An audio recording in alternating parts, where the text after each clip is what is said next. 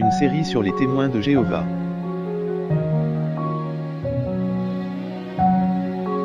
Les faits essentiels.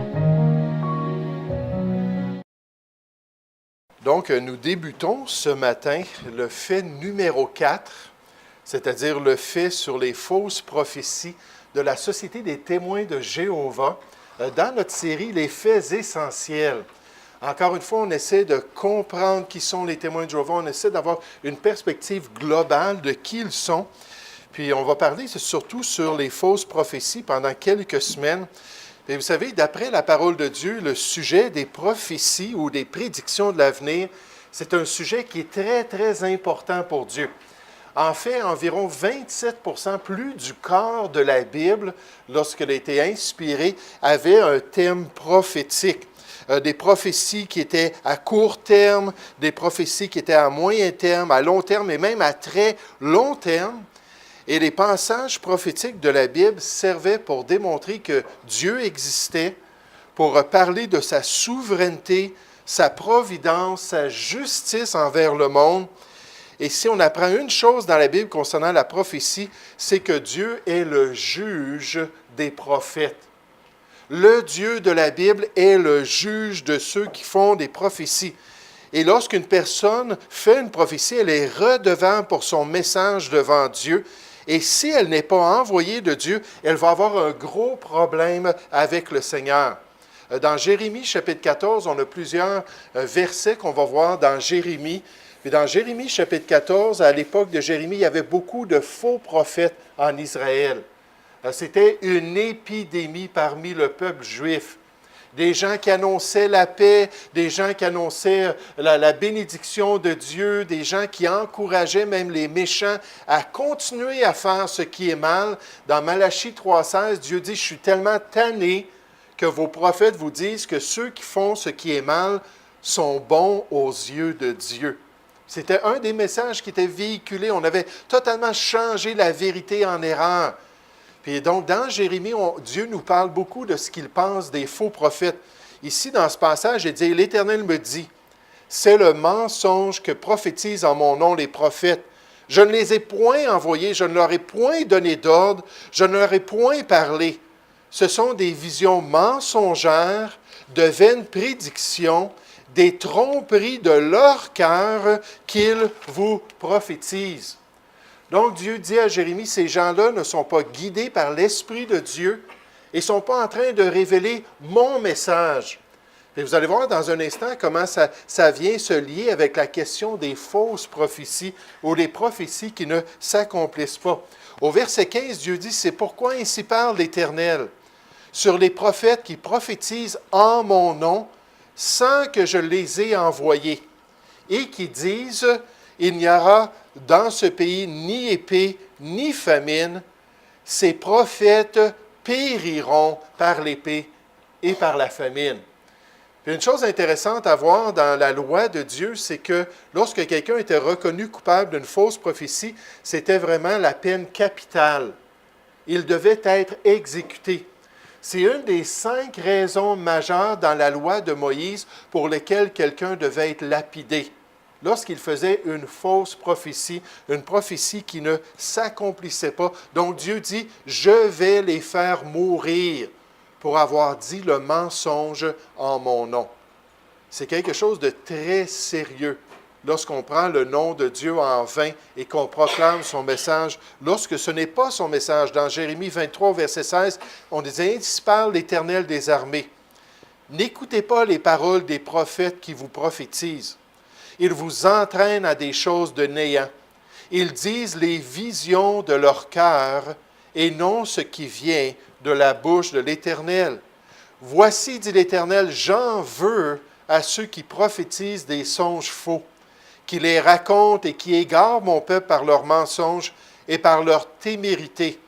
Je ne les ai point envoyés, je ne leur ai point donné d'ordre. Ils ne se sont d'aucune utilité à ce peuple, dit l'Éternel. Et ça, c'est le refrain qu'on trouve dans l'Ancien Testament concernant les faux prophètes, concernant ceux qui se proclament au nom de Dieu et dont le message n'est pas la volonté de Dieu et n'est pas la parole de Dieu. Et continuellement, Dieu les condamne, continuellement, Dieu les met en garde. Et dans Jérémie chapitre 23, c'est un chapitre qui est consacré aux faux dirigeants en Israël, les faux bergers, les faux prophètes. Et Dieu leur dit, j'en veux à ceux qui font ces choses-là. Je suis vraiment pas content, là. C'est vraiment pas quelque chose que je prends à la légère. Puis une des manières qu'on pouvait détecter si un prophète venait vraiment de Dieu, c'était par l'accomplissement de ce qu'il prophétisait. S'il n'y avait pas d'accomplissement, le standard en Israël, c'était que ce n'était pas la parole de Dieu. Et là, on nous dit qu'il pouvait être exécuté. Si un prophète venait vraiment de Dieu, alors Dieu ne laissait pas ses paroles tomber à terre sans effet concret. L'exaucement prophétique est une des marques d'un vrai ministère prophétique. Ce n'est pas la seule marque, mais c'est une des marques. Tu fais une prophétie, tu donnes une date, il faut que ça s'accomplisse si ça vient vraiment de Dieu. Dans Deutéronome chapitre 18, au verset 22, on nous dit « Quand ce que dira le prophète n'aura pas lieu et n'arrivera pas, ce sera une parole que l'Éternel n'aura point dite. » S'il n'y a pas d'exaucement, ça ne vient pas de Dieu. C'est par audace que le prophète leur a dit, n'aie pas peur de lui. Et qu'est-ce que vous faites avec ce prophète-là? Mais le prophète qui aura l'audace de dire en mon nom une parole que je ne l'ai point commandé de dire, ou qui parlera au nom d'autres dieux, ça c'est un autre critère. Il pouvait dire quelque chose, puis ensuite dire, mais détournons-nous de Dieu, puis suivons les idoles. Alors ça, ce n'était pas un vrai prophète non plus. Mais on nous dit, ce prophète-là sera puni de mort. Puis sous la loi de Moïse, on ne jouait pas avec les fausses prophéties. Ce n'était pas quelque chose qui était pris à la légère. Et c'est rapidement devenu le standard ou le critère principal pour déterminer la validité d'un ministère prophétique. Encore une fois, Ésaïe 44, on dit, ça, c'est la promesse que Dieu a faite à ses prophètes.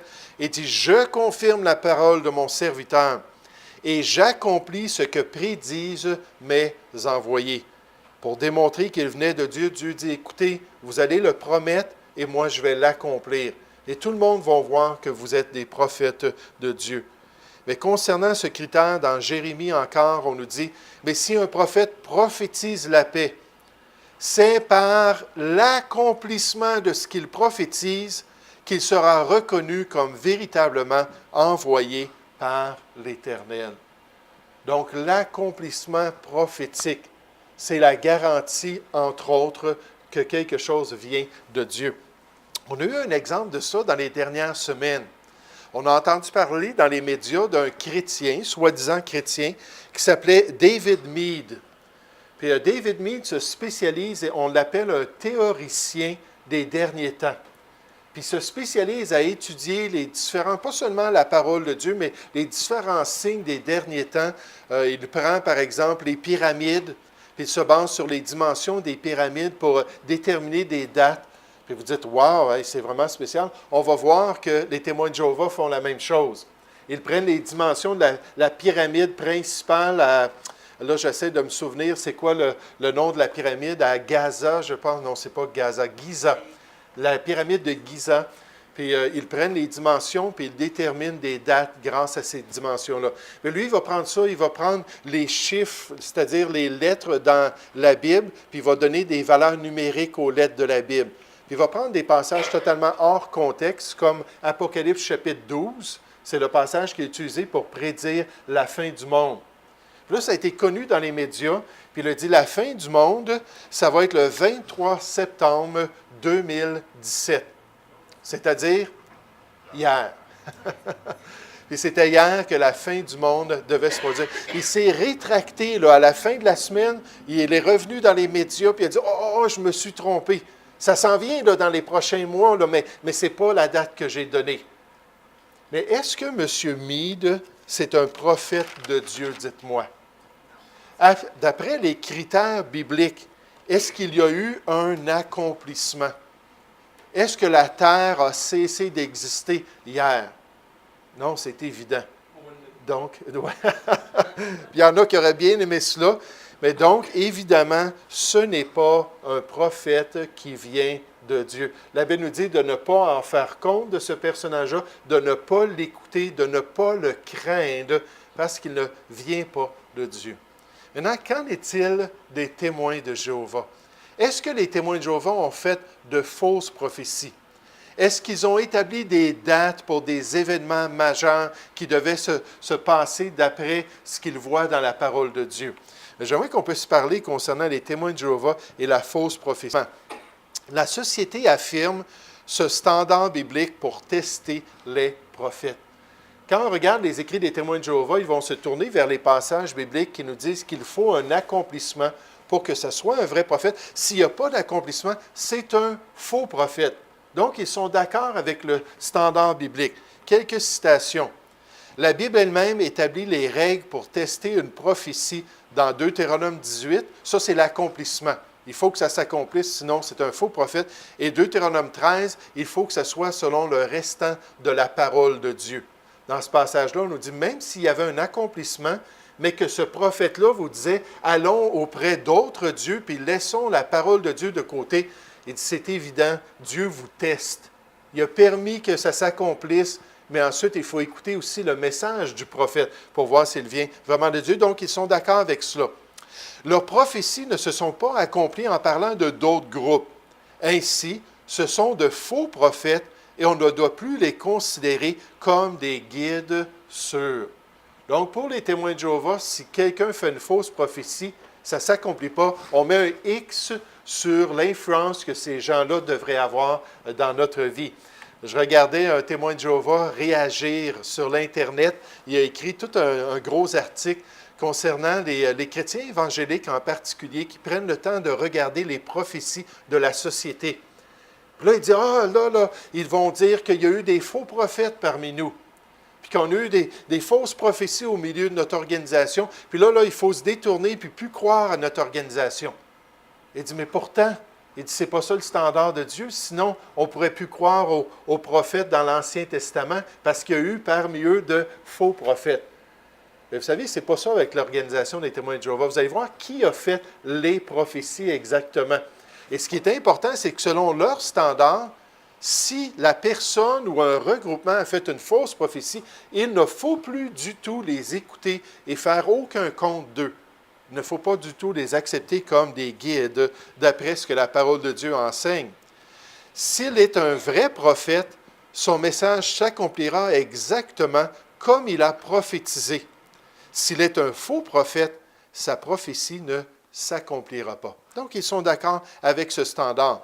Jéhovah, le Dieu des prophètes, va bientôt couvrir de honte les faux prophètes, soit en n'accomplissant pas leurs prophéties, soit en faisant que ces prophéties à lui se réalisent d'une manière qui contredise totalement leurs déclarations prophétiques. Les pseudo-prophètes chercheront alors à cacher leurs motifs de honte en niant ce qu'ils sont en réalité. Donc, il dit, dans les autres groupes, lorsqu'ils font de fausses prophéties, Jéhovah Dieu va gérer tout ça pour montrer que ce sont de faux prophètes, mais ces gens-là n'oseront pas l'avouer, n'oseront pas dire leur honte de ne pas partager la parole de Dieu. Donc, la société présente ce standard-là. Puis en fait, elle déclare que si une personne ou une organisation fait une fausse prophétie, alors ce groupe-là est un ennemi de Dieu. C'est un serviteur du malin, c'est un serviteur de Satan. Ils ont émis ainsi prophétie sur prophétie encore en parlant d'autres groupes, particulièrement depuis 1918. Or, chacun sait que rien de ce qui avait été annoncé n'est arrivé. Cela seul prouve que ce sont de faux prophètes et que loin de représenter Jéhovah, ils ont toujours été au service de l'organisation de Satan. Donc, ce qu'ils font, c'est que ces gens-là, dans ces groupes-là, démontrent que les groupes eux-mêmes servent le malin. Et que c'est facile de voir la paille dans l'œil de son prochain et de manquer la poutre dans notre œil. Parce qu'on va le voir la semaine prochaine, ils n'établissent pas ces standards-là réellement pour leur propre prophétie.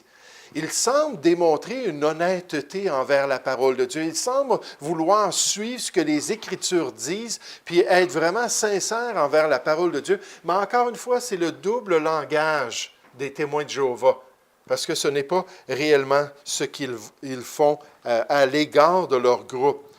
Mais ils disent que la société même, donc l'organisation des témoins de Jéhovah, peut être examinée au niveau prophétique. Prenez les prophéties qu'on a faites en tant que groupe.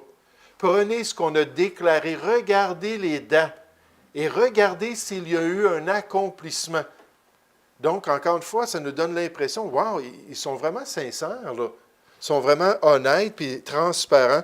Puis c'est ce qu'on va faire à partir de la semaine prochaine. On va prendre un prophète après l'autre qui représentait l'organisation. On va voir ces prophéties, on va regarder les événements et on va tester le tout pour voir si c'est vrai. Donc, en parlant de Jéhovah, il a suscité un prophète pour les avertir les nations. Ce prophète n'était pas un homme, mais un groupe d'hommes et de femmes, l'organisation.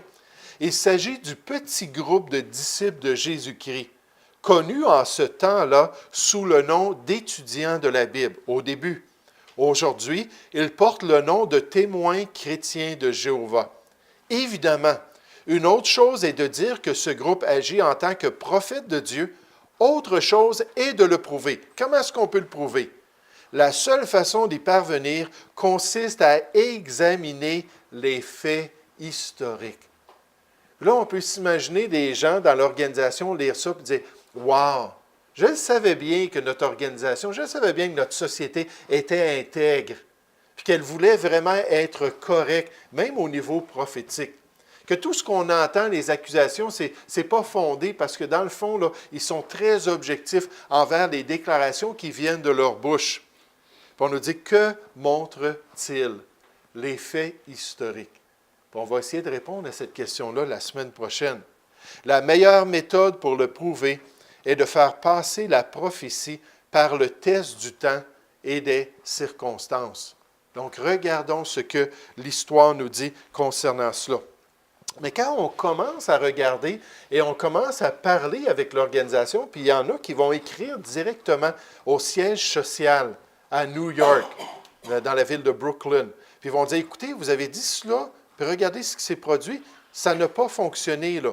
Puis ils vont écrire, puis il y a beaucoup à travers les années qui ont essayé de corriger l'organisation pour leur montrer comment est-ce qu'ils sont de faux prophètes. Donc, ils donnent l'impression, mais une fois qu'ils sont poussés au pied du mur, ils vont commencer à résister. Là, ça ne sera plus autant là, l'intégrité. Ce ne sera plus autant la transparence qui va être importante. Pourquoi est-ce que vous vous tournez contre nous? Pourquoi est-ce que vous nous accusez ainsi? La personne que je lisais, là, qui réagissait, là, c'était ça. Ah, ces gens-là là, sont incrédules envers l'organisation de Dieu. Ces gens-là ne veulent pas qu'il y ait des gens sur la terre qui suivent le Dieu de la Bible. Puis là, ils tournent le blâme contre les autres, mais ils résistent à le faire. Certains opposants déclarent que les témoins de Jéhovah sont de faux prophètes. Ses adversaires disent que les dates furent établies, mais que rien ne s'est produit. Encore, nous demandons, quel est le motif de ces critiques? Pourquoi est-ce que ces gens-là passent du temps à nous critiquer et à nous attaquer sur tous ces sujets-là? Quel est le motif? Ce n'est pas difficile. Le motif est établi par Dieu. Quand ce que dira le prophète n'aura pas lieu, et n'arrivera pas. Ce sera une parole que l'Éternel Jéhovah, mais Yahweh, n'aura point dite. C'est par audace que le prophète n'aura dite, n'aie pas peur de lui. Alors, c'est Dieu lui-même qui établit ce critère-là. C'est Dieu lui-même qui nous dit de regarder les faits historiques comme la société semble l'encourager, puis de voir si les témoins de Jéhovah sont de faux prophètes. Et ensuite, de suivre les instructions de Dieu. On n'est pas sous la loi de Moïse, nécessairement, on ne peut pas exécuter qui que ce soit. Ce n'est pas du tout le cas. Ce n'est pas la théocratie juive aujourd'hui. Mais d'arrêter d'écouter ces gens-là, puis se détourner complètement de cette organisation qui révèle la fausse prophétie de leur groupe. Mais donc, la Bible nous dit, bien-aimés, n'ajoutez pas foi à tout esprit, mais éprouver les esprits ou tester les esprits pour savoir s'ils sont de Dieu. Car plusieurs faux prophètes sont venus dans le monde. Quel est le motif? Le motif n'est pas compliqué. Dieu dit examinez, testez les choses, regardez les réalités derrière les choses. Ce monsieur Meade qui a prophétisé la fin du monde pour hier, le 23 septembre 2017, je suis désolé, ce n'est pas de juger la personne, juger son cœur, de dire qu'il a fait une fausse prophétie. Il s'est déclaré carrément que Dieu lui avait montré par les Écritures, par l'alignement de certains astres et de planètes, par les pyramides, par toutes sortes de moyens, par les chiffres, les valeurs numériques de la Bible, que la fin du monde allait se produire. Puis vous savez, n'importe qui connaît la parole de Dieu aurait dû dire « c'est impossible avant la fin du monde ». Il y a la tribulation avant la fin du monde. Il y a le millénium avant que Dieu détruise toute cette première création. Il y a toutes sortes d'événements qui doivent se produire. Mais les gens aiment ça, faire ces proclamations-là et se baser malheureusement sur des passages qui sont pris hors contexte. Alors pourquoi? Parce que Dieu s'attend à ce qu'on soit critique, s'attend à ce qu'on regarde les faits, s'attend à ce qu'on teste les gens. Jésus a dit, gardez-vous des faux prophètes. Ils viennent à vous en vêtements de brebis, mais au-dedans, ce sont des loups ravisseurs, des loups qui veulent rentrer dans la bergerie puis commencer à détruire les brebis. Il dit, vous les reconnaîtrez à leurs fruits. Puis un des fruits qui est très clair dans la parole de Dieu, c'est qu'il n'y a pas d'accomplissement de leur prophétie. Alors Dieu nous dit, ce sont des loups ravisseurs. Ne croyez pas que ce sont des brebis de Dieu. Bien au contraire, ils se déguisent tout simplement en brebis. La Bible nous dit, il y a eu parmi le peuple dans l'Ancien Testament de faux prophètes. Il y aura de même parmi vous de faux docteurs, de faux enseignants. C'est une promesse que Dieu fait, qu'il va y avoir des gens trompeurs, comme il y en a eu dans l'Ancien Testament, qui introduiront des sectes pernicieuses et qui, reniant le maître qui les a rachetés, attireront sur eux une ruine soudaine. Plusieurs les suivront dans leur dissolution ou leur dérèglement, dans leur égarement spirituel, et la voix de la vérité sera calomniée à cause d'eux. Puis quand on lit les écrits des témoins de Jéhovah, à chaque fois qu'ils ont l'occasion d'attaquer les églises chrétiennes, ils vont le faire. Des serviteurs de Satan, vont-ils dire, des gens qui sont dans les ténèbres, des gens qui ne suivent pas le Dieu de la Bible. Et la voix de la vérité est calomniée à cause d'eux. Donc pourquoi? Quel est le motif? C'est que Dieu nous appelle à être critiques, nous appelle à avoir du discernement spirituel. Pour se couvrir, la société cherche à passer le blâme de fausses prophéties sur certains de leurs membres. Juste des témoins de Jéhovah ici et là qui auraient fait des proclamations, des gens qui, dans leur excitation, vont-ils dire, pour la vérité de Dieu et pour les choses à venir, des gens qui ont hâte de voir Dieu accomplir son plan, qui ont hâte de se manifester, mais juste des membres ici et là dans l'organisation qui ont fait peut-être des choses trop rapidement, puis qui n'ont pas pris le temps de consulter Jéhovah Dieu. Vous allez voir, quand on va regarder à partir de la semaine prochaine, ce sont leurs prophètes officiels, les présidents même et le fondateur de l'organisation. Donc, les personnes qui étaient supposément guidées par Dieu, et c'est eux qui ont fait toutes ces prophéties-là qui ne se sont jamais accomplies. Il est vrai que dans le passé, certains ont prédit la fin du monde et ont même fixé à cet événement une date précise. Et pourtant, elle n'est pas arrivée. Rien ne s'est produit. Ces gens étaient de faux prophètes. Donc, oui, il y en a eu là, dans nos membres. Là. Il y a des gens qui ont fait des choses, puis ce n'était pas vrai, c'était faux. Il y a eu une mesure de déception de la part des fidèles de Jéhovah. On ne mentionne pas qui sont ces gens-là. Ça, c'est très important. Quels membres exactement? Et ça fait toute la différence. Vous savez, on peut discréditer rapidement le message de Dieu de la chair.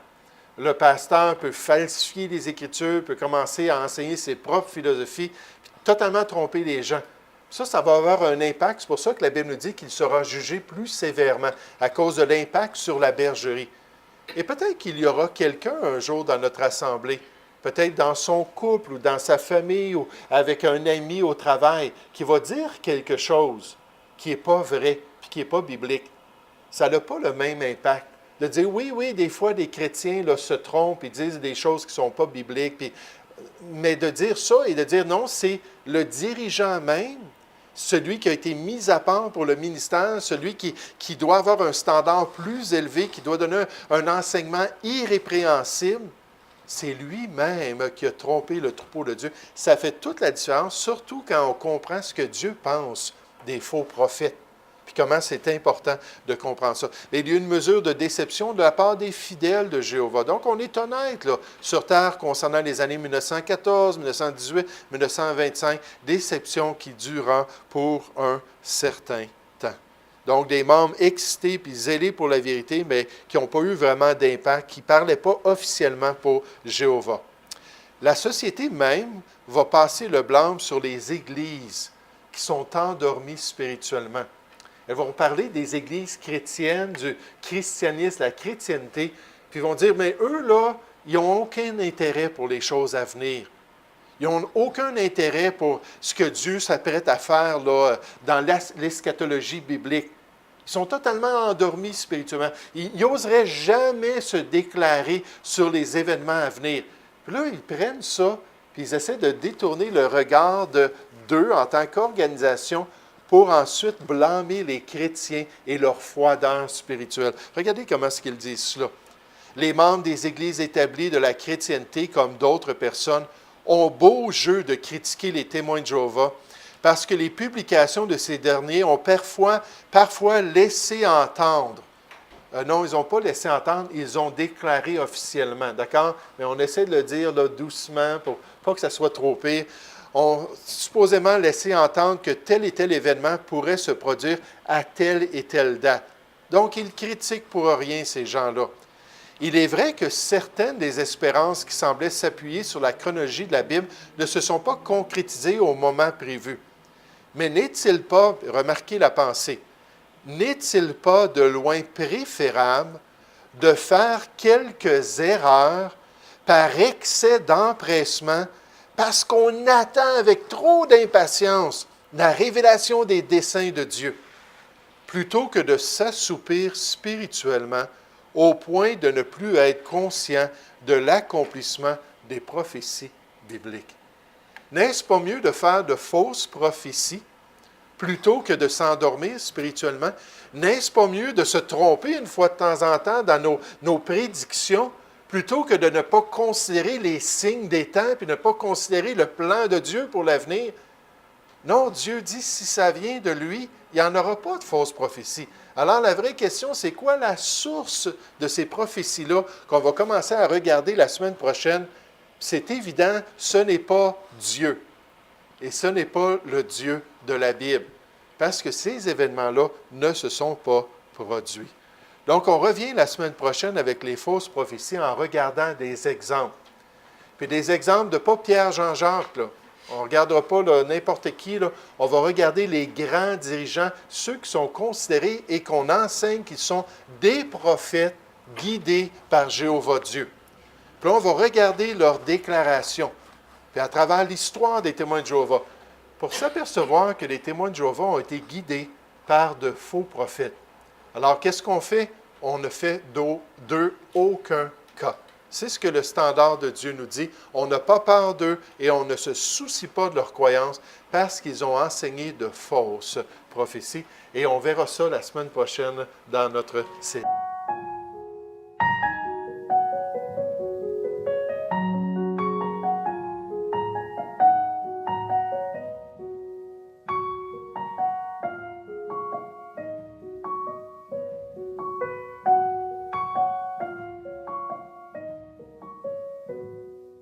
Une série sur les témoins de Jéhovah.